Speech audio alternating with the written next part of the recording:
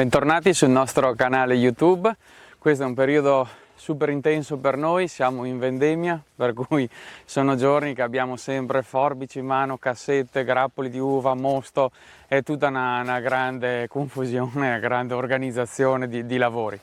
Abbiamo raccolto un bel po' delle uve che erano mature e adesso stiamo aspettando 2 o 3 giorni perché anche le prossime uve si maturino e poi andiamo a raccogliere, perché bisogna aspettare che ci siano i giusti livelli di grado zuccherino, livelli di acidità corretti per la raccolta. Noi non stiamo con le mani in mano e adesso ci dedichiamo a un lavoro particolare che dobbiamo fare in questo vigneto. Ci troviamo in un vigneto di circa 2 ettari dove abbiamo distribuito diverse varietà, ci sono presenti diverse varietà. In questa precisa porzione abbiamo principalmente Trebbiano, quindi uva a bacca bianca, che andremo a raccogliere la settimana prossima. Ecco, questo vigneto ha diversi anni sulle spalle, ha un sesto impianto molto largo, pali di ferro, vigne anche impalcate molto alte, quindi non molto moderno come vigneto, e soprattutto ha un grosso problema perché abbiamo avuto negli anni scorsi un bel attacco di flavescenza dorata. Come potete vedere ci sono diverse fallanze, quindi diverse viti che sono morte e che avevano sintomi da flavescenza e che abbiamo dovuto per necessità asportare. Ecco, questi erano dei filari che in realtà erano pergole, le abbiamo trasformate qualche anno fa in spalliere in modo tale da poter passare con la cimatrice e gestire un po', diciamo, quella che è la chioma in modo un po' più meccanico, meno manuale, e anche la raccolta affinché fosse un po' più semplice da fare, meno pesante, e anche la maturazione dell'uva fosse appunto gestita meglio, proprio perché magari era più esposta al sole e quindi arrivavamo a dei gradi zuccherini migliori con questo sistema. Diciamo che adesso siamo arrivati alla fine della vita di questo vigneto, purtroppo, e andremo a rinnovarlo. Quindi questa è l'ultima vendemmia che affronterà questo vigneto. Ecco, come vedete le fallanze qua ormai sono abbastanza importanti, quindi è per questo che abbiamo deciso di rinnovare questo vigneto. Un po' il mal dell'esca, un po' la flavescenza dorata, diciamo, qua ha mietuto vittime, e vedete anche lì abbiamo dovuto tagliare anche quest'anno qualche pianta, tagliavamo le branche principali perché dopo quest'inverno appunto procediamo con i lavori di estirpo di tutto il vigneto. Quindi questo vigneto andrà estirpato completamente una volta raccolte le uve e andremo a togliere tutto quello che è fil di ferri, pali, andremo a creare, diciamo, un terreno nudo, un terreno pulito, e poi si pianterà un nuovo vigneto. Ecco qua siamo in una porzione, diciamo, di questo vigneto dove abbiamo alla mia sinistra i filari di Trebbiano, di qua invece abbiamo Cortese, e il Trebbiano è una delle varietà, diciamo, che va raccolta a fine settembre indicativamente, o almeno nella seconda metà di settembre, mentre la Cortese, la Fernanda, viene vendemmiata entro metà settembre. Quindi qua c'è proprio un confine tra un gruppo di filari che dobbiamo ancora vendemmiare, mentre la Fernanda l'abbiamo già vendemmiata nei giorni scorsi. Continuando la camminata ci lasciamo alle spalle la porzione di bianca, di fatto di Trebbiano e di Cortese, e arriviamo in un punto dove c'è questa capezzagna che divide i filari di bianca dai filari di nera, per cui veramente siamo multicolor qui. E qui appunto abbiamo altre varietà che dobbiamo ancora vendemmiare, appunto varietà di nera, e che andremo a vendemmiare più o meno entro fine settembre anche in questo caso. Ecco, per quanto riguarda le varietà di nera dove ci troviamo adesso, abbiamo le classiche della nostra zona, quindi abbiamo sia la Corvina, abbiamo il Corvinone, abbiamo della Rondinella, abbiamo della Molinara. Diciamo che sono le tipiche uve a bacca rossa della nostra zona, tipiche appunto per la produzione di una DOC che è il Bardolino, che diciamo nella zona del lago di Garda abbiamo questo tipo di rosso, vendiamo appunto anche noi al nostro wine shop, e per cui ecco, questi sono sicuramente vigneti storici dove abbiamo queste varietà. Poi abbiamo anche altre varietà per quanto riguarda la bianca, oltre la Cortese e il Trebbiano che abbiamo citato prima. Qui abbiamo Malvasia, abbiamo Garganega, Trebbianello, Tokai, quindi veramente un puzzle di varietà molto, molto complesso, e che abbiamo trovato già impiantato al momento dell'acquisto.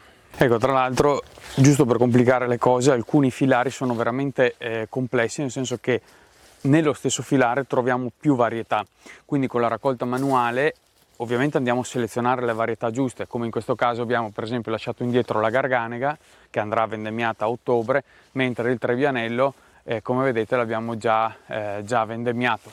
E per cui ecco, manualmente si riesce a fare questa selezione, però chiaramente è costosissimo e ci si impiega tanto tempo, oltre a necessitare di una manodopera esperta. Vedete qua ricomincia la Garganega, per esempio, l'ace del Trebbianello, quindi abbiamo tirato giù, e perché appunto la manodopera deve saper riconoscere le varietà. Ovviamente siamo anche noi a vendemmiare, per cui riusciamo a dare una direzione insomma alla squadra con cui tiriamo giù l'uva, però chiaramente si capisce che è molto complessa la situazione ed è anche difficile anche gestire in un'ottica moderna, diciamo, il vigneto, perché chiaramente ormai la viticoltura è diventata di precisione, per cui le differenti varietà hanno differenti necessità, sia tecniche, pratiche e sia di lavorazioni, per cui è importante secondo noi avere dei vigneti più omogenei possibili per quanto riguarda le varietà, in modo tale da fare delle operazioni, effettuare delle operazioni specifiche in vigna e attuarle nel momento fenologico, per esempio, corretto,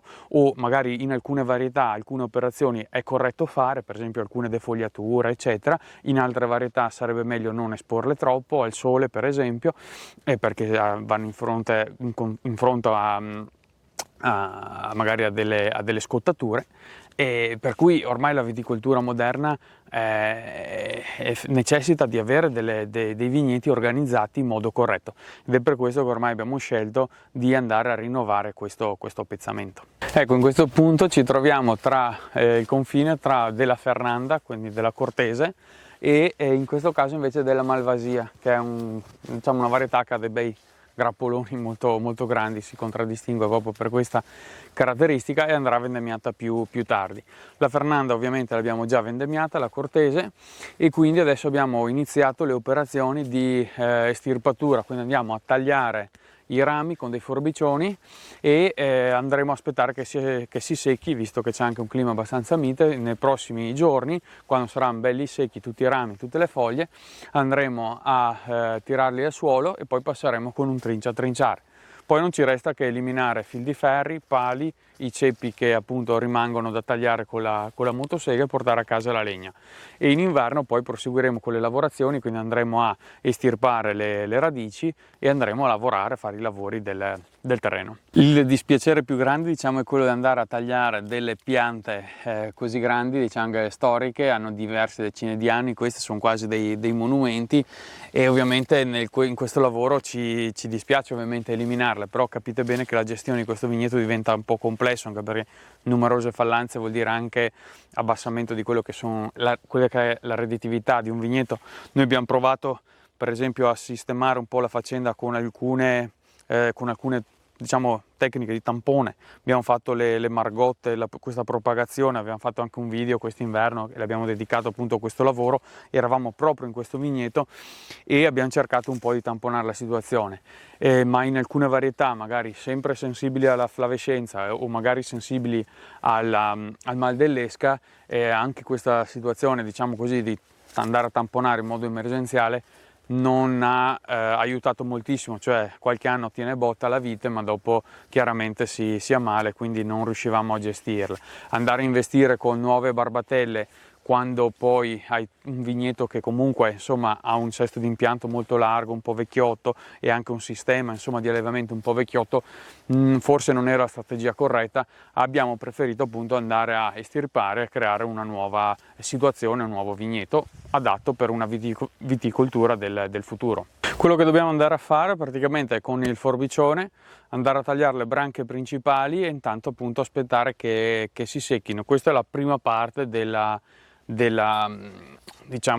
fase di estirpo, quindi andiamo a tagliare, andiamo a ridurre tutto quello che si riesce a ridurre, in modo tale da accelerare le parti appunto dell'essiccamento, insomma.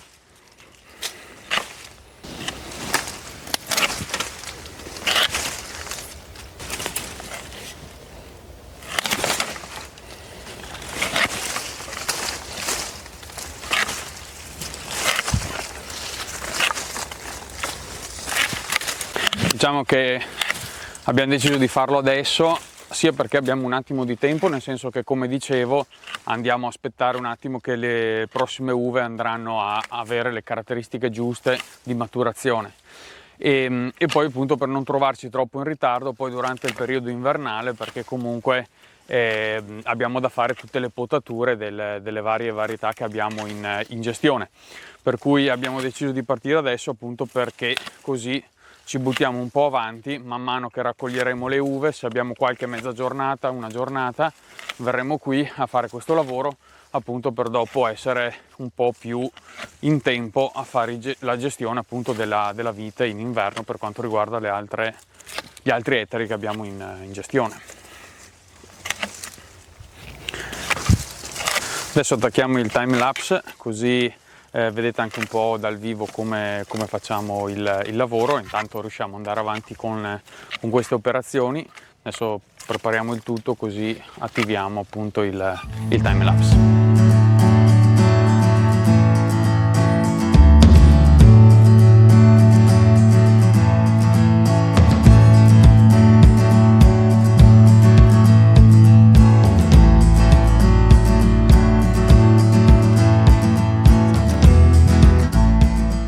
Allora, siamo arrivati alla fine anche di questo video. Avete un po' visto come abbiamo iniziato questo grosso lavoro di estirpo del vigneto. Adesso nelle prossime settimane usciranno i vari capitoli dove andremo a parlare dei altri lavori sempre inerenti appunto all'estirpo, quindi andremo a tirare via fil di ferri, pali, andremo a sportare appunto i ceppi delle viti, e quindi potrete vedere come facciamo noi. Poi ovviamente ci sono 1000 tecniche per fare questo lavoro e anche 1000 macchinari. Noi abbiamo alcuni attrezzi più o meno artigianali, vedrete anche voi un po' come lavoriamo noi, quindi se dopo avete dei commenti, dei suggerimenti anche per i prossimi lavori, ben venga, anzi siamo molto contenti, così abbiamo degli spunti e possiamo prendere anche appunto delle nuove idee e, perché no, adattarle e adottarle anche noi. E quindi ci vediamo nelle prossime settimane. Iscrivetevi al nostro canale così vi tenete aggiornati. Se avete qualche domanda, qualche curiosità, noi siamo sempre disponibili, e adesso ne andiamo avanti appunto con questo lavoro. Ci vediamo alla prossima puntata.